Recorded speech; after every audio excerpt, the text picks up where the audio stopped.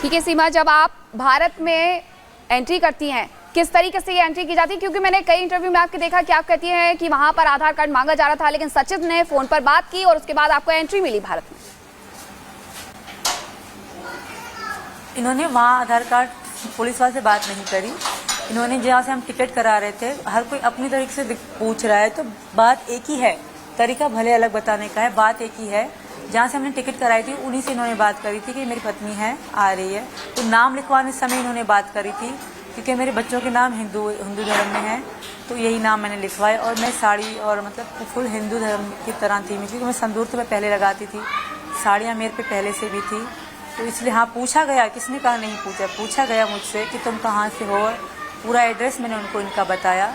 बाकी गाड़ी वाले से मैंने इनकी बात कराई थी कि मुझे यहाँ उतार दे, क्योंकि मुझे यहाँ के इलाकों का पता नहीं था। इन्होंने गाड़ी वाले से सिर्फ बात मैंने कराई थी।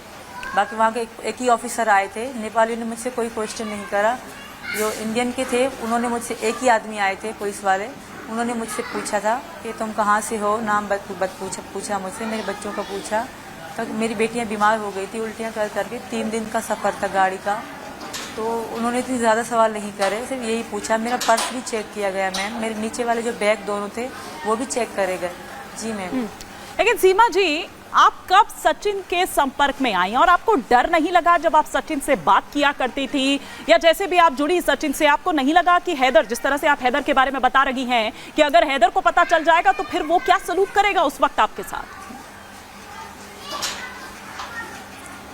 शुरू में तो ये मेरे 2020 में हमारी बात हुई, शुरू में ये मेरे लिए इतने इम्पोर्टेंट नहीं थे सचिन, हमारी जस्ट सिर्फ बात ही होती थी, दोस्ती हो गई, तो इतना ज़्यादा कुछ नहीं था। हैदर को पता था कि मैं पबजी खेलती हूँ, अच्छी तरीके से पता था हैदर को भी। जब इनसे मुझे प्यार होने लगा तो मुझे हैदर से डर लगने लगा, अगर उनको पता पड़ जाएगी तो अपने बाप बुलाएगा, मुझे मतलब अलग सी मतलब सज़ा मिल जाएगी, तो बहुत डर भी था मुझ में। मैं ऐसा नहीं कि डर नहीं था, तो इसलिए मैं कभी हैदर को बताती ही नहीं थी, क्योंकि मैं ज़्यादा बिजी रहती थी। हमारी लड़ाई इसी कारण, अगर मैं कहीं चली जाती या मेरी कोई दोस्त आती तो इस बात पे भी हमारी लड़ाई होती थी।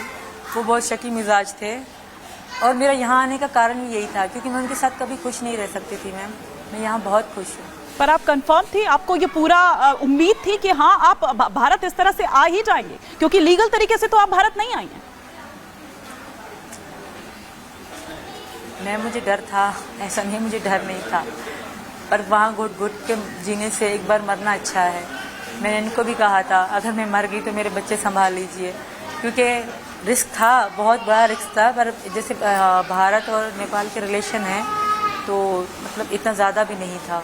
अगर हाँ पाकिस्तान से आती होती तो बहुत ज़्यादा होता। भारत और यहाँ के रिलेशन अच्छे हैं, ये पहले आ चुके थे तो इन्होंने ही मुझे बताया था कि ज़्यादा नहीं होता, होती है चेकिंग पर इतनी ज़्यादा नहीं। और मेरे साथ तो बच्चे थे, शायद ऊपर वाले और भगवान की थी कृपा हम पे कि हम मिल सके, हमारी मोहब्बत सच्ची थी, नीयत सच्ची थी, तो मैं यहाँ आ गई।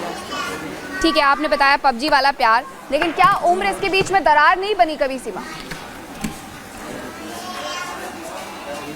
नहीं मैम, कभी भी नहीं, क्योंकि मतलब अभी तो ऐसे हैं जब हम प्यार होती हूँ तो मैं लगती नहीं कि इनकी माँ हूँ। तो मतलब इन्होंने भी कभी इस तरह नहीं कहा कि तुम मतलब बड़ी हो या छोटी हो, क्योंकि 5 साल का हम में फ़र्क है। ये दिखने में इतने सीधे साधे पतले से हैं तो छोटे लगते हैं, ये भी 23 साल की है, मैं 27 साल की हूँ। 5 साल का हम में फ़र्क है। इनको पता था शुरू से लेकर मेरे बच्चों का, मेरी ज़िंदगी का, मेरा हर दुख सुख मैंने सचिन से शेयर करा है। मैं सीमा जी, आपके लिए बहुत से लोग हिंदुस्तान में कह रहे हैं कि आपकी भाषा सुनकर और जिस तरह से आप बात करती हैं कोई बता नहीं सकता है कि आप पाकिस्तान की रहने वाली हैं। आप जिस तरह से भाषा आपकी है बिल्कुल शुद्ध भाषा है, लग ही नहीं रहा है। पाकिस्तान के लोग कह रहे हैं कि ये सीमा जी की जो भाषा है वो हिंदुस्तानी लगती है। भारतीय, बिल्कुल मैम, यही मेरी मोहब्बत है और यही सबूत है मेरे प्यार का कि इतनी जल्दी तो नहीं, इसे मैं 2 साल 1.5 साल कहूँगी। जब इनसे इंटरेस्ट ज़्यादा हुआ, ज़्यादा हमारी बातचीत होने लगी तो इनकी भाषा मेरे अंदर खुद ही आ गई। सिर्फ यहाँ नहीं, मैं वहाँ भी ऐसे बोलती थी, वहाँ के लोग बोलते थे तो मेरे से कैसे बात करती हो। मैंने कहा इनकी बात लैंग्वेज मुझे अच्छी लगती है तो मैं इसलिए ज़्यादा शौक़ रखती हूँ। वहाँ के लोग भी तुम हिंदू तो नहीं हो, मैं हिंदू नहीं हूँ, मुस्लिम हूँ, पर मैंने कहा मेरे फ्रेंड हिंदू हैं तो मैं वैसे बोल लेती हूँ। जी मैम। आप ये कह रही हैं कि पाकिस्तान में भी लोग आपसे कहते थे कि आप कहीं हिंदू तो नहीं हैं, यानी आपकी भाषा पर वहाँ पर भी लोग सवाल उठाते थे? जी मैम, क्योंकि मेरी भाषा जी मैम, मेरी दोस्तें सब मुझे कहती थी क्या है, जैसे मैं अभी आपसे बात कर रही हूँ इस तरह मैं वहीं भी करती थी। जैसे कुछ बातें हैं, स्वीकार करना, मैं कहती हूँ स्वीकार, मतलब स्वीकार, इस तरह की जो चीज़ें हमारे उर्दू में नहीं बोली जाती तो मैं डाल के बोलती थी, मुझे अच्छा लगता था।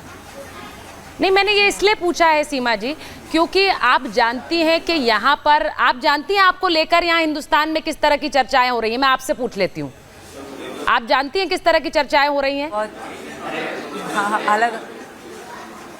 बहुत अलग अलग सी हो रही है मैम। जैसे कह रहा है तो कोई बुरी कह रहा है, कोई प्यार में कह रहा है तो कोई जासूस कह रहा है, हर तरह की बातें सुनने को मिल रही हैं मैम।